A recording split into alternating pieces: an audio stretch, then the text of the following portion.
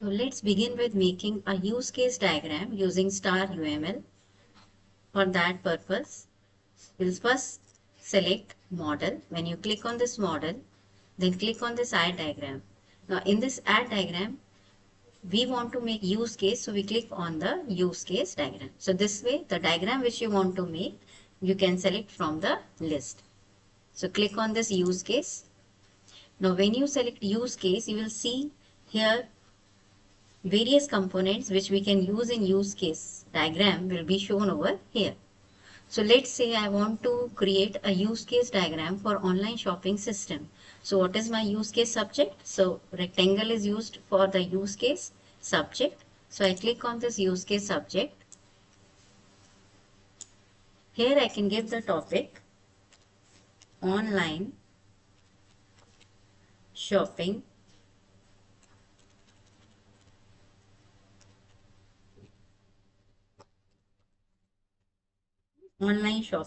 system, or any suitable title you can give over here.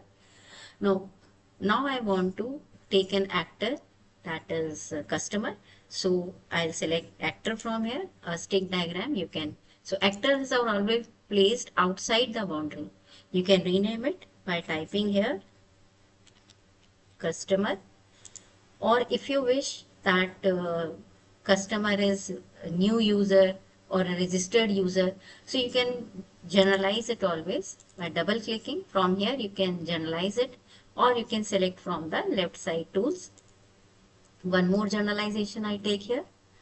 Here I can adjust it properly, rename it. Let's say renaming is new user or a new customer, or he's a double click and then you can type it here, registered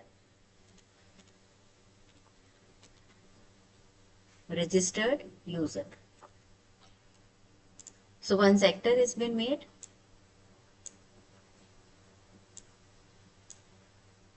you can always resize according to. Now what a customer can do means various use cases. Now what applications, like use case first, or you can lock it. If you want to take more, I can lock this option here and I can draw simultaneously like one use case that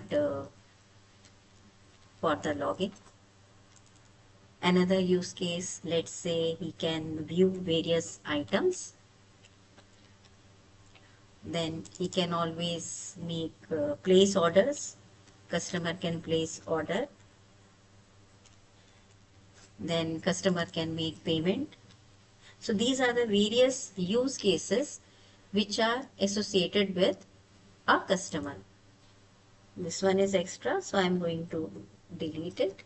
First unlock, and after unlocking you can delete the extra use cases.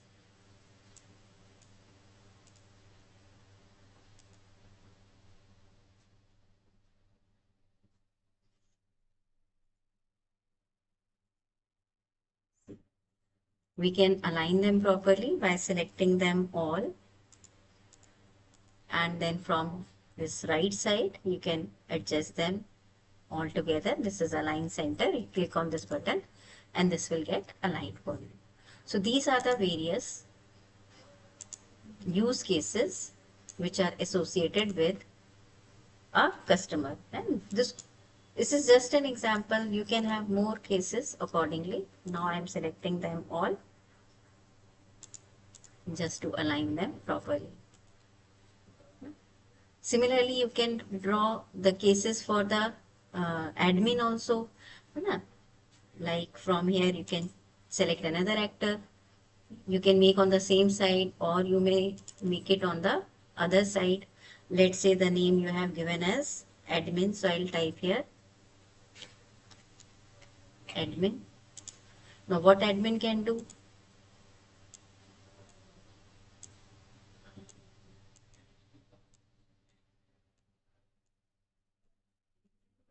Admin will process your order, and we can say he'll process order or he can process your payments. You can look for the payments. Another use case you can take here, you can say process order, process of payments. You can make, he can, let's say he'll be able to add the category or add items. So another case is you can draw here also. Let's say you have given add items, that admin can add items, admin can add category. So another use case could be that add category. So these could be the various use cases which are associated with an admin. So I'll align them also. So cases, various use cases are within the boundary and actors are external to the system, so they are placed outside the boundary. So you can align them.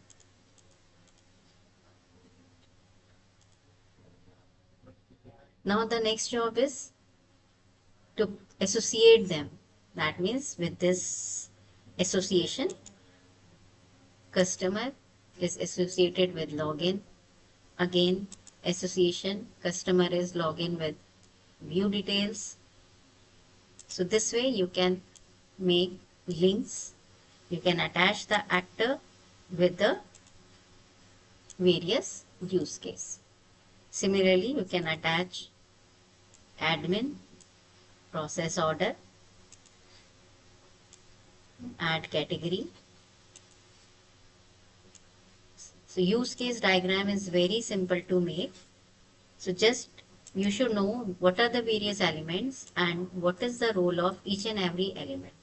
So if meaning is clear, you can very well draw a use case diagram. Now here two more options are there, include and extend.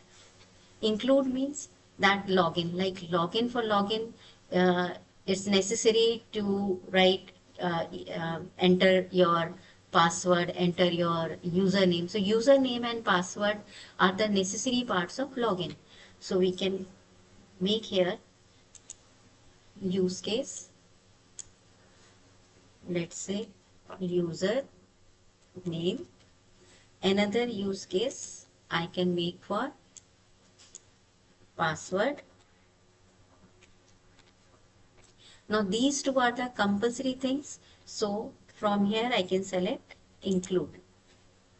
Login includes, login includes, right?